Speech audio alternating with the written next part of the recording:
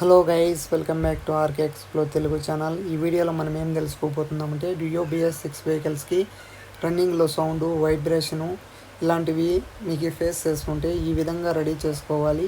ఒకసారి చూడండి. ఈ వెహికల్కి రన్నింగ్లో వైబ్రేషన్ వస్తుందని చెప్పాడు కస్టమర్. అయితే 10,000 కిలోమీటర్లు కూడా తిరిగిలేదు వెహికల్ అయితే. ఈ వెహికల్ రన్నింగ్లో వైబ్రేషను, సౌండ్ వస్తుందని చెప్పాడు. దానికోసం అయితే మా టెక్నీషియను దానికి క్లచ్ లైనింగ్స్ అనేది BS6 అయినా BS4 వెహికల్ అయినా ఏ వెహికల్కైనా వస్తాయి.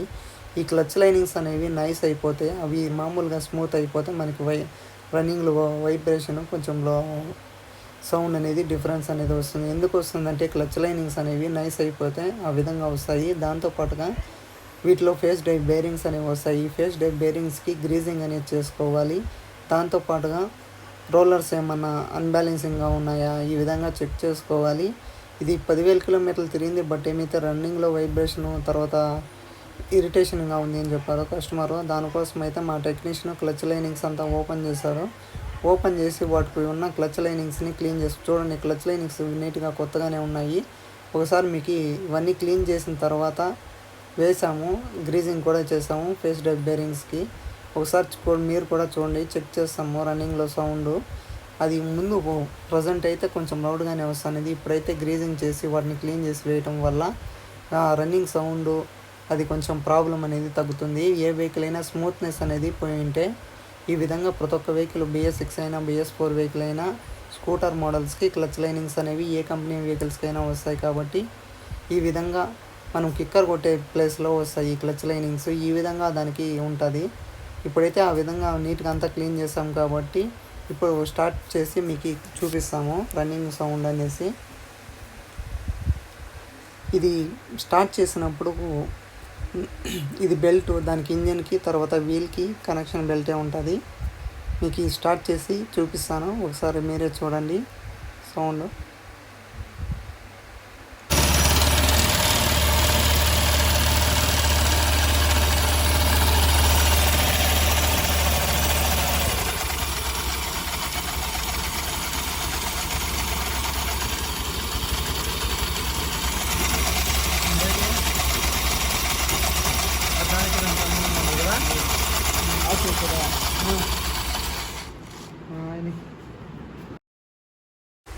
సౌండ్ అయితే తగ్గింది. ఈ సౌండ్ కూడా రాదు. ఈ క్లచ్ అనేది ఫిట్టింగ్ చేసేస్తే ఈ సౌండ్ మాత్రం కూడా ఏమాత్రం రాకుండా ఉంటుంది. వెహికల్ మాత్రం స్టార్ట్ అయినట్లు మనకి ECG ఇంజన్ కాబట్టి సౌండ్ అనేది స్టార్ట్ అయినప్పుడు, తర్వాత స్టార్టింగ్ రన్నింగ్ అయినప్పుడు కొంచెం రేసింగ్ ఉంటుంది. రేసింగ్ అయిపోతున్నట్లే తగ్గిపోతుంది. ఈ కిక్కర్ అనేది స్ట్రక్ కాకుండా ఉండడానికి మా టెక్నీషియన్కి ఆ విధంగా ఆయిల్ అయితే వేస్తున్నారు. గ్రీజింగ్ అయితే చేయొద్దని, గ్రీజింగ్ వేసి ఇంకా కొన్ని రోజులు కార్డ్ అనేది అయిపోతుంది. కాబట్టి మన కిక్కర్ అనేది ఫ్రీగా ఉండాలంటే ఈ విధంగా ఓపెన్ చేసి ఆ కిక్కర్ కూడా స్ట్రక్ కాకుండా ఉండాలంటే ఈ విధంగా ఆయిల్ వేసుకొని ఫ్రీ చేసుకొని క్లీన్ చేసుకుంటే సరిపోతుంది.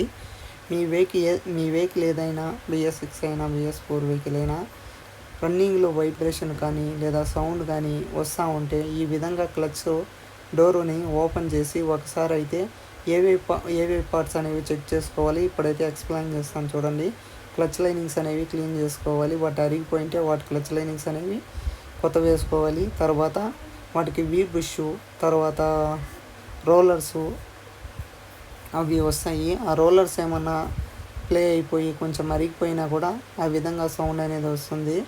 ఒకసారి వాటిని కూడా చెక్ చేసుకొని మీకు రన్నింగ్లో సౌండ్ వస్తుంటే ఇది ఒకసారి చెక్ చేసుకొని తర్వాత మీది ఒక 60,000 50,000 ఏమైనా తిరిగింటే 20,000 కిలోమీటర్లకు ఒకసారి ఏమిటి ఈ వీల్ దగ్గర ఆయిల్ అనేది వస్తుంది.